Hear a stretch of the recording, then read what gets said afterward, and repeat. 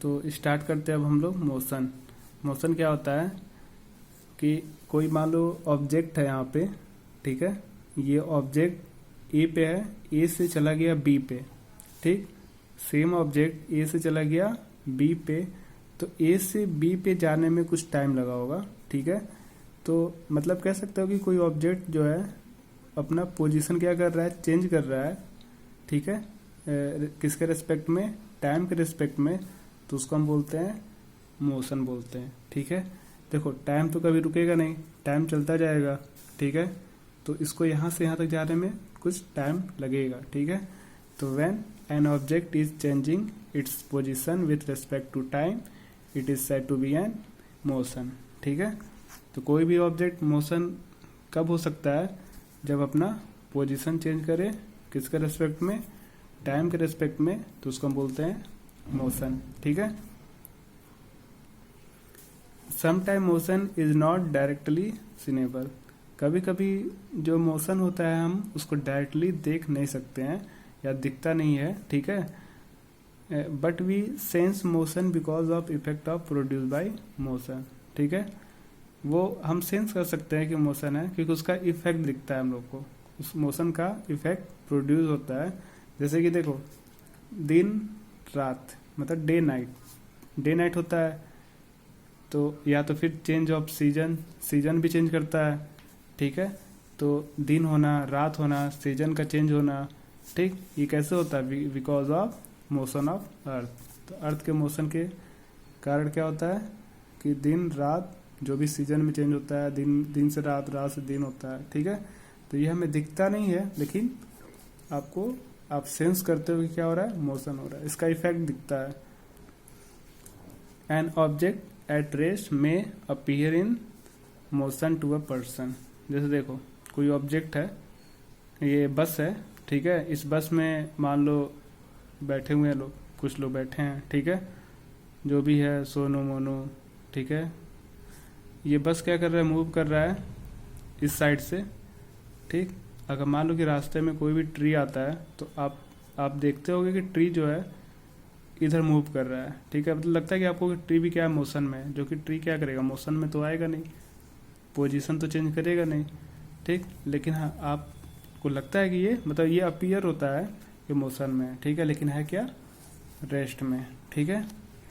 Different types of motion जो कि हमें पढ़ना है बेस्ड ऑन पाथ पे। तो पहला क्या है, स्ट्रेट लाइन मोशन क्या होता है कि जब भी कोई ऑब्जेक्ट क्या हो, स्ट्रेट वे में क्या करे, स्ट्रेट लाइन पे अगर मोशन करता है तो उसको हम बोलते हैं straight line motion.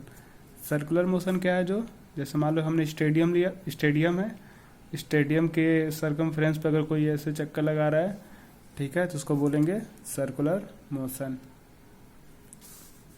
Rotational motion में क्या है कि कोई भी ऑब्जेक्ट अपने एक्सिस पे या सेंटर यानी खुद के एक्सिस या सेंटर पे क्या करे, रोटेट करता है। जैसे ऐसे रोटेट कर रहा है अपने एक्सिस सेंटर पे, ठीक है। जैसे कि फैन को बोल सकते हो, फैन जो होता है इसका ये सेंटर हो गया, एक्सिस हो गया, और यहीं से क्या करता है, रोटेट कराता है, ठीक है, करता है, उसको हम बोलेंगे रोटेशनल मोशन।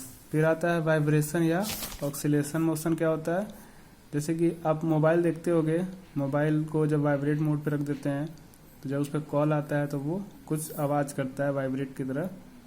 तो जो वाइब्रेट करता है, ठीक है, जो उसका पोजीशन देखते हो चेंज होता है, रिपीट करता है, बार बार रिपीटेटेड होता है, फॉरवर्ड एंड बैकवर्ड। अब तो वो फॉरवर्ड बैकवर्ड मोशन करता है, ठीक है, अपने ही पोजीशन पे, ठीक है। तो उसको हम बोलते हैं वाइब्रेटरी, ठीक है, या तो ऑक्सीलेशन बोल सकते हो, ठीक है। The oscillation of a mass attach to an elastic spring, ठीक है, एग्जाम्पल है सारा। मोशन ऑफ स्विंग, ठीक है, ये भी हमारा क्या आता है, ऑक्सीलेशन बोल सकते हो, ठीक है। कोई झूला झूल रहा है या तो कोई गिटार ले लिए, उसमें जो स्ट्रिंग लगा होता है, स्ट्रिंग को जब आप प्ले करते हो तो क्या होता है कि आपको साउंड प्रोड्यूस होता है, ठीक है। तो सारा क्या होता है, vibration motion. Combination of motion में क्या है कि कोई भी ऑब्जेक्ट है वो उसमें मोशन दो तरह का हो रहा हो, जैसे कि रोटेशनल भी मोशन हो, साथ साथ में सर्कुलर भी मोशन हो, तो उसको हम बोलेंगे कॉम्बिनेशन ऑफ मोशन, ठीक है। तो बहुत सारे ऐसे एग्जांपल्स हैं। एक मैं एग्जांपल बता रहा हूँ। जैसे अर्थ की बात करो तो अर्थ का जो मोशन है, मतलब मोशन ऑफ अर्थ, रोटेट भी करता है और रिवॉल्व भी करता है। जब रोटेट करता है तो डे नाइट होता है, जब रिवॉल्व करता है तो सीजन चेंज होता है। ठीक है, तो इसमें दो तरह का मोशन हुआ। ठीक है, ठीक। तो ये अपने एक्सिस पे भी क्या करता है, अपने एक्सिस पे क्या करता है, सर्कुलर रोटेट करता है। ठीक है, और ये सर्कुलर भी होता है, रिवॉल्व करता है। ठीक है, तो इसमें सर्कुलर और रोटेशनल दोनों क्या होता है, मोशन होते हैं। ठीक है, अब आते हैं हम लोग रेफरेंस पॉइंट क्या होता है, या जिसको हम ओरिजिन बोलते हैं। ठीक है, the point from which we measure position of an object और प्लेस। ठीक, समझ गए होगे, जहाँ से हम स्टार्ट कर रहे हैं मेजर करना। ठीक है, रेफरेंस पॉइंट बोलते हैं या तो ओरिजिन बोलते हैं। ठीक, फिर आते हैं मैकेनिक्स क्या होता है। मैकेनिक्स क्या होता है, it is branch of physics that deal with study of motion. मतलब कि यहाँ पे जब स्टडी करते हैं मोशन के बारे में, जब स्टडी करते हैं, ठीक है, तो वो मैकेनिक्स होता है। ठीक है, distance and displacement. Distance and displacement क्या है, मान लो कि यहाँ पे ये इनिशियल पोजीशन है ए, और बी जो है फाइनल पोजीशन है। मान लो कि ये आपका, इसको मान लो आपका घर है। ठीक है, होम है। ठीक है, और यहाँ से आपको जाना है, स्कूल जाना है। ठीक है, तो स्कूल जाने के लिए ऐसा तो नहीं है कि आप सीधे ऐसे जा सकते हो, रास्ता देखते वगैरह घूम के ऐसे भी जाता है। ठीक, तो आपका रास्ता ऐसे भी जा सकता है। जैसे मान लो कि ये रोड ऐसे जा रहा हो, मान लो ये रास्ता ऐसे सीधा ना दिया हो, ऐसे जा रहे हो आप। ठीक, कभी कभी रास्ते ऐसे भी दिया होता है, कुछ ऐसा भी बना होता है रास्ता, डायरेक्ट भी जाते हो। ठीक है, लेकिन बोलोगे क्या, ये इनिशियल पोजीशन, ये फाइनल पोजीशन। ठीक है, तो होता क्या है, डिस्टेंस जो आप ए से बी तक जा रहे हो, जो भी एक्चुअल जो भी पाथ होता है, ठीक है, वही हमारा डिस्टेंस होता है। जो भी एक्चुअल आप डिस्टेंस, जो भी पाथ कवर्ड कर रहे हो, वही हमारा डिस्टेंस होता है। ठीक है, तो देखो इनफाइनाइट पाथ पॉसिबल, ठीक, बट शॉर्टेड पाथ जो, देखो बहुत सारी इनफाइनाइट रास्ता है, ठीक है, जाने का, लेकिन जो शॉर्टेड पाथ है, यानी कि straight line path from A to B, जो शॉर्टेड बोलोगे। ठीक है, शॉर्टेस्ट क्या है, ए टू बी, जो कि क्या है, स्ट्रेट लाइन ऐसे बोलोगे। ठीक है, तो डिस्टेंस क्या है, total actual path covered by the body. जो भी बॉडी है, जो भी एक्चुअल पाथ, जो भी डिस्टेंस या कवर कर रहा है, पाथ हाँ कवर कर रहा है, वो डिस्टेंस कहलाएगा।